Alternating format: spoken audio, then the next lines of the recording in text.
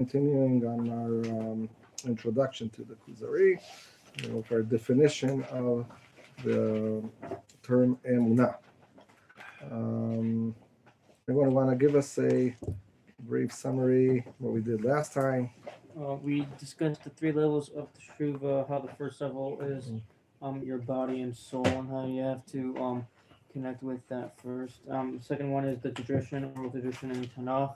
You have to you have to go do the Tanakh, keep the mitzvos, I believe, and remember them, and always have them in your heart. And then we did self improvement, not just like learning about all the stuff you need to do, not just learning how to be good, but also doing it instead, and like actually trying to hold yourself back from trying to do Averis. Okay. And we were about to discuss the three levels of something else. Right. I remember Hirsch was like so begging to do it. What? I remember Hirsch was like really wanting to do it. Mm. I forgot what it was now. Okay. Anybody else want to add anything? No. You weren't here, right? No. What's her name? Ariel. And Reuven, right? We weren't here last week as well. I don't. I think I was here last week. You were? I don't remember. Maybe I wasn't. I think you were. Never mind. Okay. Okay.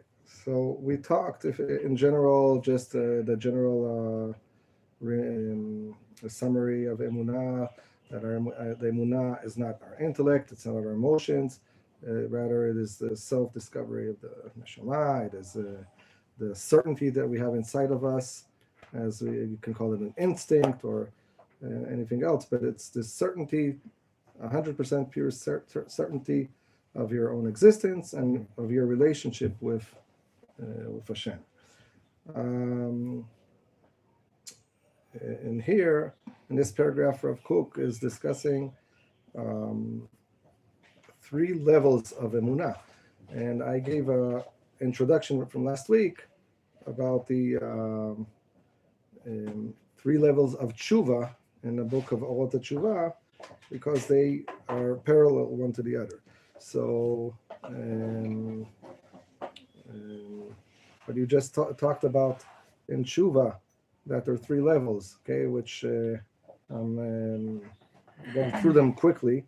And we said that by Rav Kook, the first level of Chuva is the natural one, which is referring to our body, meaning a person who is not taking care of his body, eating too much, abusing his body, any way you can think about.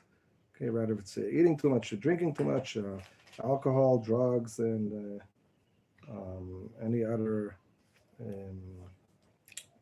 say unhealthy way of treating your body. It also is referring to nature, with treating our body in relationships. Okay, the proper relationships. I'm not going to get into that too much, but I hope you get what I'm saying. Which is also, on one hand, referring to nature, because according to nature, it's always male and female, okay? And only through them you can bring life to the world. And by coincidence or not, that's what the Torah is saying also, right? That it's forbidden to do it otherwise. But anyway, naturally, that's what nature demands. Okay, then the second level of tshuva we said was according to our tradition, to the Torah, to the Bible, where many places in the Bible, in the sources, where they're discussing and mentioning the benefits of tshuva, the say reward, or the reward of tshuva. So when a person finds all these links in the Talmud and in the written Torah and in the Bible, and he sees all in the prophets, he sees all the guarantees that a person that will do tshuva, he will be rewarded, he will be guaranteed in Olam Haba. So that gives him another say, source and support to want to do tshuva. And the third level, which is the highest, is where a person is not doing it in the sake of reward and the sake of olam haba. Rather, he's doing it with no self-interest. He's doing it because that is the ideal, because that is the value that stands on its own, which is Hashem's will, and he's doing it in the sake of that. So those are the three levels of tshuva. Parallel to those, we have three levels of emunah. Okay, and that's what we're going to discuss mostly today. So Rav Kook is stating that the first level of emunah is, he calls it the natural emunah. The person is observing. Okay, he's observing reality, and through that he comprehends that there's a creator, there's creation.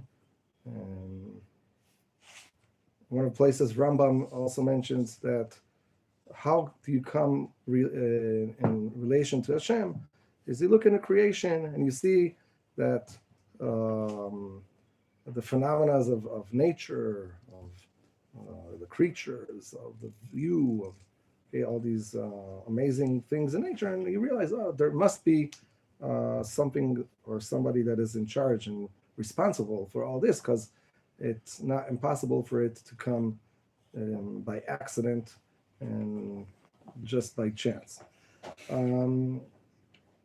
So that's the first level of emunah, where a person is observing nature, reality, science, and realizing that all the things, all the rules here, all the phenomena here in reality are not by chance and by accident. There's a system, there's something, a power that is superior and supervising all of this. Okay, next level of emunah is appears from the Torah. Okay, so meaning we study the Torah, study the Bible, and we see all the miracles, all the events that occurred especially to the Jewish people. I mean, in Genesis, maybe you can call it the prehistory of Am Yisrael and of reality. And then towards the end of Genesis and then Exodus, the main idea of what Am Yisrael is all about, and all the events that occurred to them. Okay, if we're talking about the Exodus and the split of the Red Sea, and how he sustained us in the desert, and receiving the Torah in Sinai.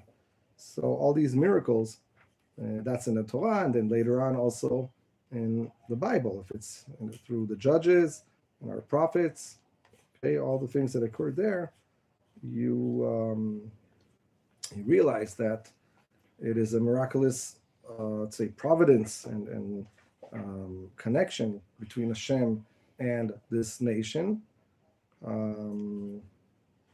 that prove this bond, and prove this relationship between Jewish nation and Hashem, and it deepens and gives strength to that connection and relationship with Hashem. So that was the second one. And then the third level of emunah, he calls it the inside one, that appears from the bottom of the depth of the soul. Okay, meaning we have this like sense of emunah in its depth, that you don't need any intellectual or emotional proof. It's there. You have that certainty. This is reality. This is true. This is it. I don't need anybody to argue and convince me that I'm alive and that Am Yisrael are a holy nation and that the Torah is true. That it is That's it. No argument. End of debate. Why? Because okay, that's that certainty inside of us, where somebody would come to you up in the street and try to doubt. Who said that you're the holy nation? Who said that Am Yisrael even exists? Okay, maybe it's all fictional. Just saying, by the way, as a side point, that unfortunately there are people that say that, and I'm not talking about Gentiles. I'm talking about even among the Jewish people, secular people that are very, very confused.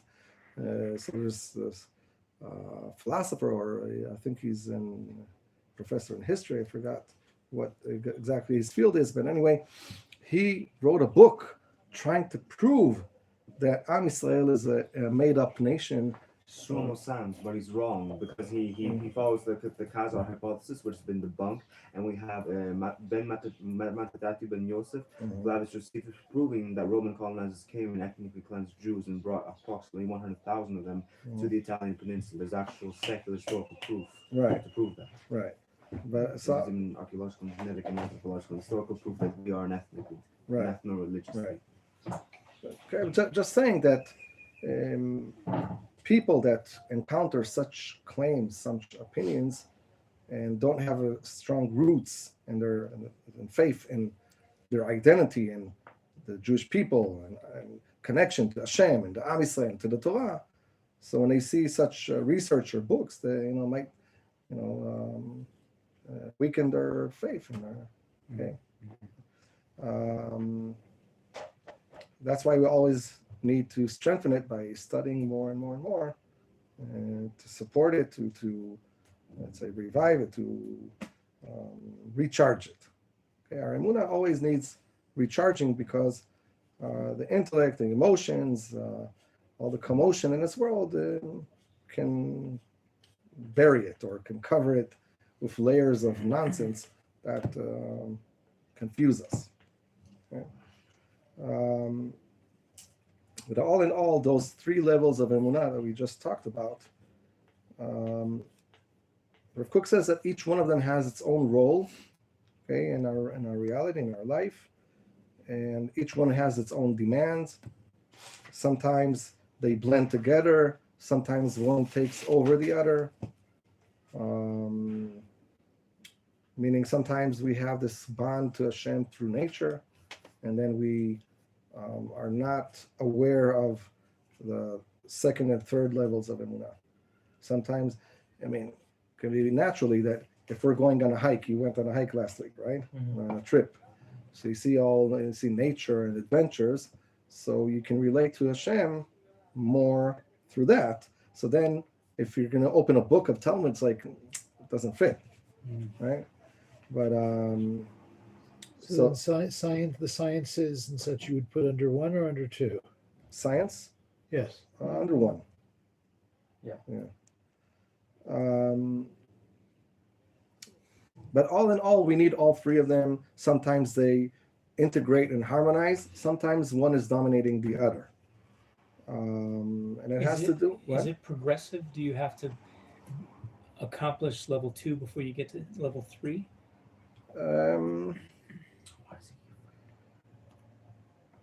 I'd say ideally you do, but practically I don't think it happens. Because ideally if we were raised and educated properly, then it would be. Okay? If we remember, we talked about this, I think last time, that I told you Rav Aviner's wife, as a kindergarten teacher, that she had this conference with secular kindergarten teachers, and they came up to her and saying, it's amazing to see that the Emunah is so natural to the kids, that the kids, secular kids, that we're not teaching them about Hashem, but they're naturally talking about it. And I said, oh, pity that it's not true. Yeah, but they admit, okay, that it's something natural to all people, to all kids. Okay, but then if you force or you brainwash or you, let's say, choke that natural channel of Emunah, So then they raise up as atheists and or whatever. Okay, but it's something natural. Okay, so ideally you're right that they should have, since it's natural, you should have developed it that way and show them, look at nature, there must be creator. And then you go to, or parallel to it, you go with also the Torah, start teaching Pashat Shavua and all the basic things, and then also in with that developing the third level.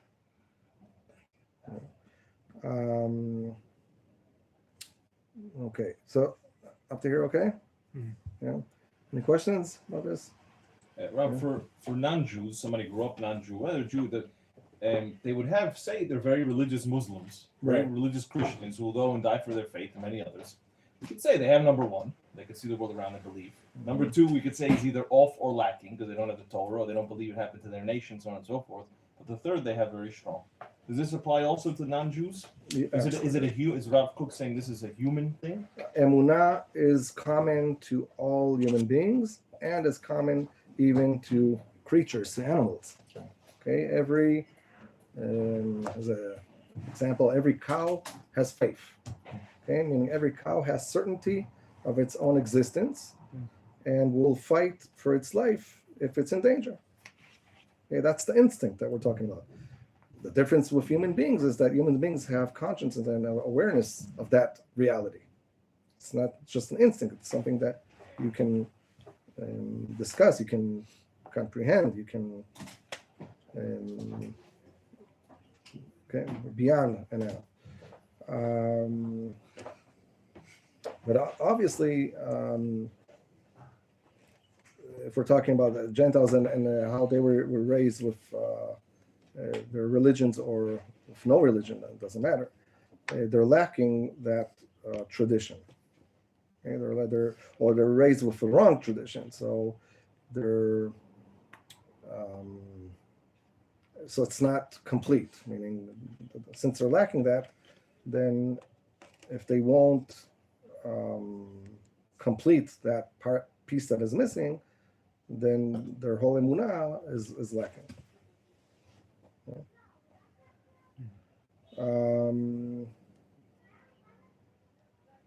Okay.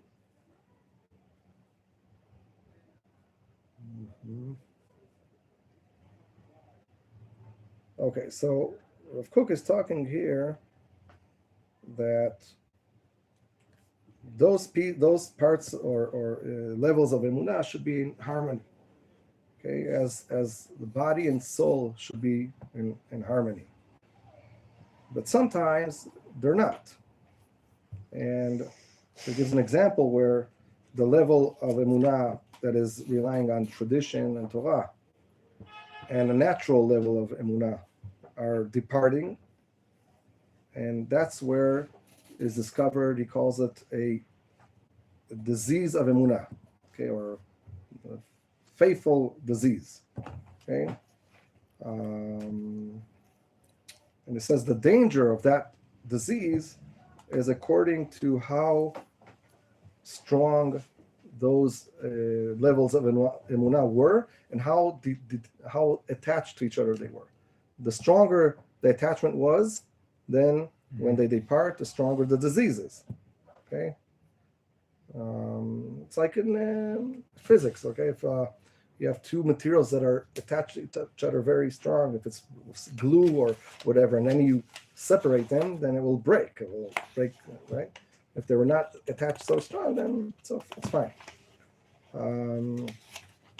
And so there are links and examples for this if you want to go into this. Interested? To understand what we're talking about here. So there's a Mishnah in Pirkei Avot. Are you all familiar with Pirkei Avot? Yes. No. No? Not yet. Not yet. A little bit. So you are familiar with the Mishnah. Yeah. Yeah. So Pirkei Avot is part of the Mishnah. Okay. And it's focusing on ethics, on how to fix our characteristics, our attributes, That's mainly that part in the Mishnah. So there's a Mishnah stating the following. I'll try to translate it. And then there's commentaries by many sages, but we're going to focus on Rav Kook's commentaries relating to our issue. So the Mishnah states the following. A person who is walking on the way and studying. So I assume that this person is, or he has a book in his hand and he's, I don't know if he was riding a horse at the time or a donkey, or now today in a bus or even in a hike, I don't know. But he is walking and studying, or by memory, orally, or through a book. So a person who's studying is walking on the way and studying and stops his study, and then says, how beautiful is this tree, how beautiful this field is. Okay, so what's the scenario? He's walking and studying. He stopped, made a break, a pause from his study in order to state how beautiful the view is. The sages state that person, it is as the script is stating, that he should die, that he is committing himself with death penalty. It's not that halachically he's supposed to be killed, but it is as by doing that act, he should have been killed. Which book? Pirkei Avot. No, which? There's 5 books. It doesn't say. It just says that the script is stating as, or testifying that as he should have been committing himself to death by doing that. Okay, now that's quite harsh, right? Yes or no? Very. Okay. So, obviously it's saying here that it is as he was committed to death. It's not that he literally is, but still, nevertheless, it is harsh. So, what are we talking about here? We'll try to go through a few commentaries by Rav Kook, and explaining this Mishnah.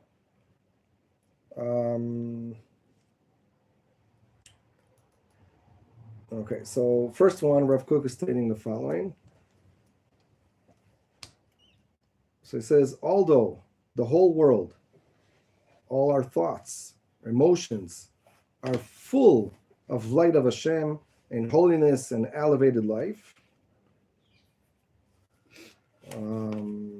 especially in the ones that have a straight heart and are connected to Hashem. And often, it says, nevertheless, that hidden light, the most basic elementary light, is hidden in the Torah. Okay, so up to here, meaning that you can find the connection to Hashem, the light of Hashem, relevant in all aspects of life.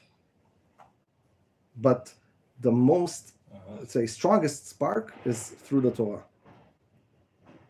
So when a person is walking and studying and is quitting from his study, exactly.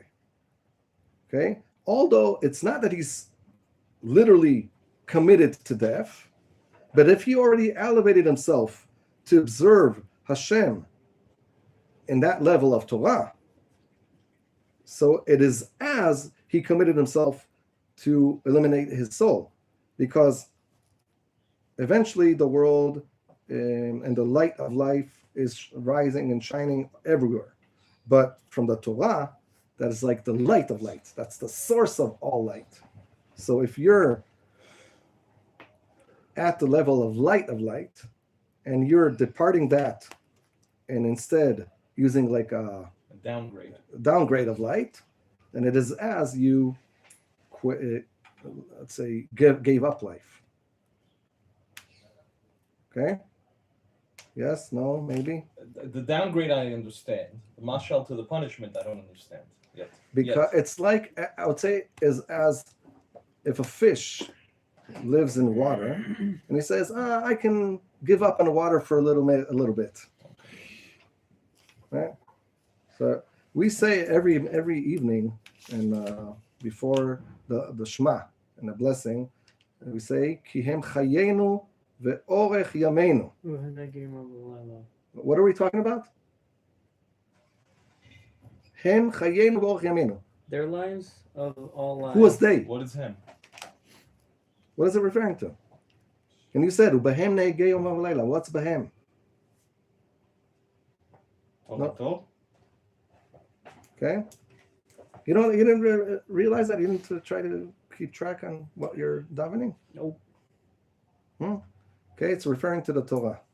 Okay? Hem chayenu ve'orech yameinu. You understand the translation, right? Yes or no? No? The They are our life and light. And long life. and long life. Okay? Hem chayenu ve'orech yameinu b'hem ne'egei yom v'leila. That's Torah. So, in other words, Torah is life. Okay? With no Torah, there is no life. There's no reality. Okay? Just maybe to support that idea, in the first verse of Torah, Bereshit bara Elokim t'shamayim v'ta'aretz. What are wait, before that. What is Bereshit? What is Reshit? Creation, created. Literally, Bereshit is in the beginning. What? But the shorish of Bereshit Right. is Rosh, meaning head. Okay, but the okay, and what is the head of The head everything? Of everything, of time. What is the head of everything? The intellect. Of Hashem. No. It says, so the commentary says that the bet, Bereshit. Okay, so the literally translation in English is in the beginning, but in Hebrew, Rashi and others say the bet of Bereshit is a short to the word bishvil, meaning in the sake of. Okay, in the sake of Reshit, Hashem created heaven and earth. What is Reshit? Beginning. No, that's literally. But what is the deep meaning of Reshit? We're going to say the Am Yisrael. So there are two verses. Rishon. There are two verses. One in Jeremiah, one in I forgot the other source, but Rashi mentions it. You can look in Rashi. Two sources in the Bible that mention the word Reshit. One in relation to Am Yisrael, and one in relation to Torah. So, what is the meaning of Bereshit bara Elokim? In the sake of Israel and Torah, Hashem created heaven and earth. Okay? Yeah. I thought that we came along to the rescue of it. So which is it? Well, there's a source in the Talmud that maybe later on in our introductions we'll get to it. No, that's actually in the Kuzari book already, where it says that there were 7 elements or things that were created before creation. Right. One of them is Am Yisrael. Okay, when we say Am Yisrael, obviously, if there's no creation, then physically, that's not possible. Okay, but we're talking about the concept, the ideal, the value, that's called Am Yisrael, that soul that's called Am Yisrael, that was created even before creation. What were the other 6? I don't remember now all of them, but one is Mashiach, one is Chuva. I think one is the Kisei Kavod, the chair of. I don't know the translation word, but the chair where Hashem is like sitting on, and we hold on to it when we need to beg and ask for something from Hashem. There are 2 more I don't exactly remember. But the bottom line is that Torah is the link of life, the source of life. And when we give up on it, it's as that we're giving up on life. Okay? Up to here, okay? Yes, no, maybe? Mm-hmm. Maybe? Or yes. So So that was one commentary by Rav Kook on that Mishnah. The other one, see if we can understand this one. Okay, so Rav Kook is stating this is very relevant to what we were going through in our source of the three levels of Emunah. So he states that the times are not similar one to the other on their effect, impact, and influence on the spirit of man. So there is times where a man is capable of receiving the spiritual light of the Torah, okay, and then he feels this, let's say, appearance of the greatness of the Torah. From every aspect that he's studying, he feels, wow, this is so amazing, this is so connecting me to Hashem, connecting me to myself. Okay?